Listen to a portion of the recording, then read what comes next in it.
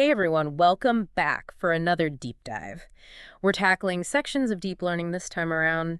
A lot of you have written in wanting us to really get to the bottom of this whole deep learning thing. It's really kind of changing the game, isn't it? Yeah, and this book dives right in. We don't even get through the intro before they're talking about how important choosing the right representation for your data is. Right from the get-go. It's fundamental. Like, the building blocks you use really do matter. And this is something we can all relate to, right? Absolutely. Think about Roman numerals. Yeah. Trying to do, like, complex math with those. Ugh, a nightmare. Compared to, well, just the numbers we use every day. It makes all the difference. Exactly. So the right representation, it unlocks understanding for us and for machines, too. And that's a big part of what deep learning is all about. So deep learning basically helps machines find those elegant representations, those aha moments, on their own. Exactly. It's like the machine is figuring out the best way to even think about the problem. And here's a surprise. Deep learning, it's not brand new. The book mentions its roots going all the way back to, get this, the 1940s. It's true. Like that band everyone thinks is an overnight success, Yeah, right? yeah. But they've been playing tiny clubs for years. A turning point was definitely when they started introducing hidden units into neural networks. Hidden units sounds mysterious. Well, it's basically mimicking how our brains work, but in algorithm form, Early networks, believe it or not, had a similar number of connections per neuron to the human brain. Wow, really? Yeah, but the network size, that's what's exploded recently. Just like, well, think Moore's law and that whole exponential growth of computing power. So bigger networks, more power. Makes sense. But is there like one best algorithm for all this learning? Some like magic wand for data? I wish it were that easy. That's where this thing called the no free lunch theorem comes in. Okay, what's that? Basically, it says there's no single best machine learning algorithm for every situation. It all depends on, what you're trying to achieve, like choosing the right tool from a toolbox. Right, you wouldn't use a hammer to tighten a screw. Precisely. Speaking of the right tool, the book talks about something called regularization techniques to help prevent overfitting, whatever that means. Can you break those down for us? Sure.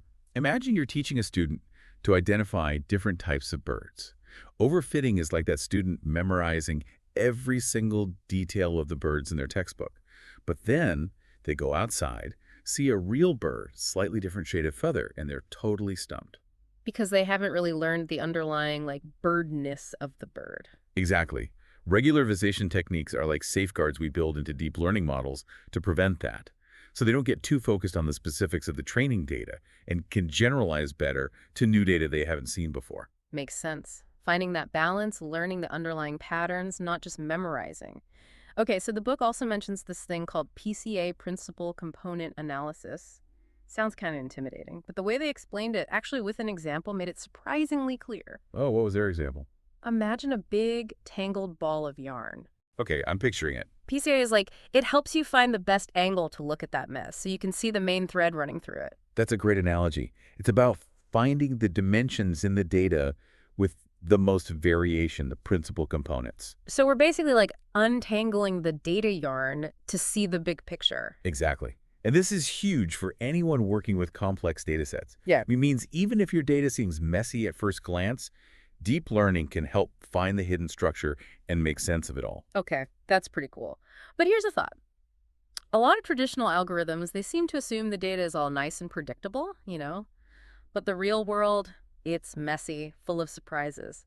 So how does deep learning deal with that? That's where the manifold hypothesis comes into play. The what now? The manifold hypothesis. Imagine a crumpled up piece of paper. Right. Looks random, but there's an underlying structure there. That's your data. The manifold hypothesis says that even high-dimensional data, like images or text, actually lie on a lower dimensional surface. It's like often curved, called a manifold. And deep learning algorithms are really good at learning these complex shapes, even with limited data. So we're not just finding a straight line through the data, we're mapping the curves and contours, the whole landscape. That's pretty amazing. But I imagine at a certain point, too many dimensions, too many factors can't be a good thing, right? You're right. That's a big challenge. It's actually called the curse of dimensionality. The curse of dimensionality. It's like too much of a good thing, too much data is a bad thing. Well, it can be, yeah. Think about trying to describe, say, all the different shades of blue. Okay, lots of them. But now, imagine you have to describe them in a room with, like, 100 different colored light bulbs. Oh, wow, yeah. That just got way more complicated. Right. As you add more dimensions, more light sources, in this case, it gets exponentially harder to represent those shades accurately. So more dimensions, more problems. I guess that makes sense. What can we do about it, though? Well, deep learning's got some tricks. There are techniques like sparse coding and distributed representations. Those sound intriguing, but maybe a little over my head. Think of sparse coding like finding the most essential ingredients in a recipe. Okay, so not every spice in the cabinet. Exactly. Instead of using everything, we're identifying the few key flavors that define the dish. So in machine learning, that means representing the data with a small number of really active features, which really cuts down the effect of dimensionality. So it's all about simplifying without, like, oversimplifying. Right. And then distributed representations, think of it like an orchestra playing a symphony. Okay, I'm with you. Instead of just relying on one instrument, the information is spread across all these different features. So you get a much richer, more nuanced representation of the data. It's like each instrument adds a little something special. Exactly. So this whole deep learning journey, it makes me wonder, like, how do you actually train these models? It can't be as simple as just plugging them in. You're right, it's not plug and play. Yeah. This is where optimization comes into the picture. And it's like, well, the book uses this analogy of finding the fastest route down a mountain. Down a mountain. Yeah. And there are lots of different paths you could take, right? The book talks about algorithms like gradient descent. Gradient descent, is that like, I don't know, just sort of picking a direction and hoping for the best? Not exactly. It's more like imagine you're on that mountain trying to get down to the valley. Okay. Gradient descent is taking small, careful steps, always heading downwards. The algorithm's figuring out the steepness of the slope at each point, you see, and then adjusts the model's parameters accordingly. So you're gradually moving towards that lowest point. That's the optimal solution. Okay, so systematically moving toward the goal. Got it. But what happens if, like, you hit a plateau or something? So that's where you can run into this thing called the local minima problem. Local minima? It's like, imagine you reach a small valley on the mountain. It seems like you're at the bottom, right? But there might be a much deeper valley just over the next ridge. No. You're stuck thinking you've made it when you haven't. Exactly. That's a local minimum. So how do you avoid that? Well, there are a few things you can do, like using what are called momentum or exploring different initialization strategies. So like giving yourself a little push to get over those humps. Exactly. Momentum's like that extra push. Yeah. Helps you roll over those smaller hills and hopefully not get stuck. And initialization is like what? Starting in a different spot on the mountain? Precisely. Sometimes just a slight change in perspective can make all the difference in finding the true bottom. That makes sense. The book also briefly touched on these things, vanishing exploding gradients. And honestly, those sound kind of intimidating. They can be, yeah. It's one of the challenges with these really deep neural networks. Think of information flowing through the network like a signal going through, I don't know, like a chain of people whispering to each other. Okay, I'm picturing it. Vanishing gradients.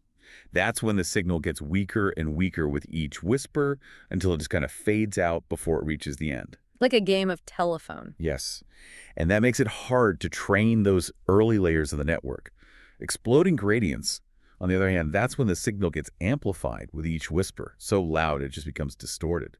And that leads to instability during training. So in both cases, the information's getting messed up along the way. Right. But thankfully, we've come up with some clever solutions. Oh, good. For vanishing gradients, there are techniques like ReLU activation functions or LSTMs. Think of them like amplifiers placed along that whispering chain. To boost the signal. Exactly. And for exploding gradients, you can use gradient clipping. It's like a volume control. Prevents the signal from getting too loud and distorted. So we're basically optimizing the information flow through the whole network, making sure the message gets through loud and clear. Now, speaking of optimization, I loved how the book gave some really practical tips for improving deep learning models, like weight initialization. Ah, yes, that's a crucial one. It's all about how you set up the network before you even start training. Remember that gradient descent analogy? Going down the mountain. Weight initialization is like choosing your starting point. If you start in a good spot, the descent's much smoother, faster. You're not fighting uphill from the beginning. Exactly. But start in the wrong place, you might get stuck or wander around aimlessly. Wow, so important. What about batch normalization? So that's all about stability during training. Imagine you're on that mountain path, but now there's an earthquake. The ground's shifting all the time. Making it way harder to get down. Right. Batch normalization helps to smooth out those fluctuations, making the learning process much more efficient and robust. It's like having a self-correcting map that adjusts to the changing terrain. Amazing. And what about really complex problems, those ones that feel like climbing Mount Everest? For those, we have techniques like greedy layer-wise pre-training. Imagine breaking that Everest climb into smaller stages, more manageable. Like base camp, then higher camps, and so on. Exactly. You're gaining experience and adjusting your strategy as you go. Greedy layer-wise pre-training, it works similarly. We train each layer of the network separately. So giving it a strong foundation before tackling the really hard stuff. Precisely. This is making me realize, this whole discussion, that deep learning, it's as much an art as it is a science. Absolutely.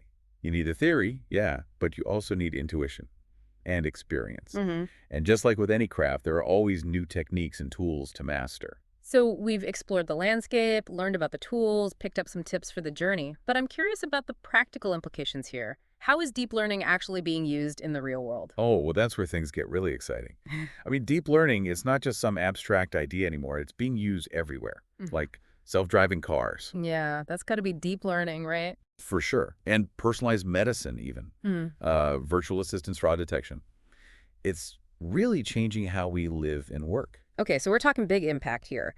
The book actually dug into a few specific types of deep learning models, like convolutional neural networks, CNNs for short. They're the ones behind, like all the amazing image recognition stuff, right? Exactly. And it's so cool how they took inspiration from, like, the human brain's visual cortex, Yeah. but then, went beyond that. It's like, imagine a team of detectives, Detectives. but they're all specialized, Yeah. right? Each one's trained to spot a specific type of clue in an image. One's looking for edges, another one's all about corners, another one's like the texture And expert. they each have their own little specialty. Yeah, and those detectives, or filters as they're called in CNNs, they scan across the image, pull out those features. Then those results, they get combined layer by layer. So each layer is learning to recognize more and more complex patterns. It's like those puzzles where you have to find the hidden objects. But CNNs, they're doing it way faster than we ever could. And more accurately in a lot of cases.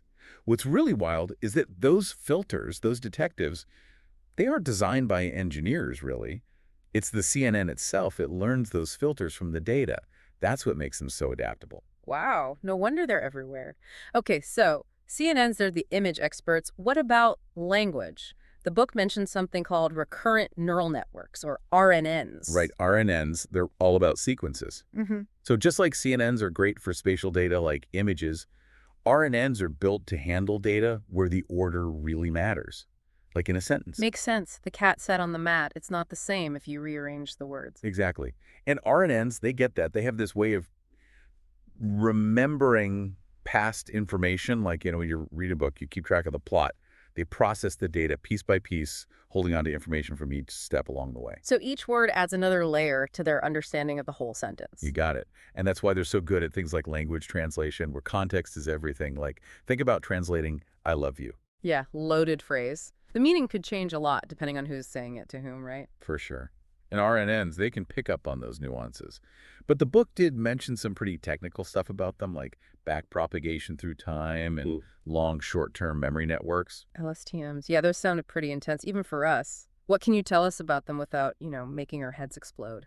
Think of them as tools for basically improving the RNN's memory.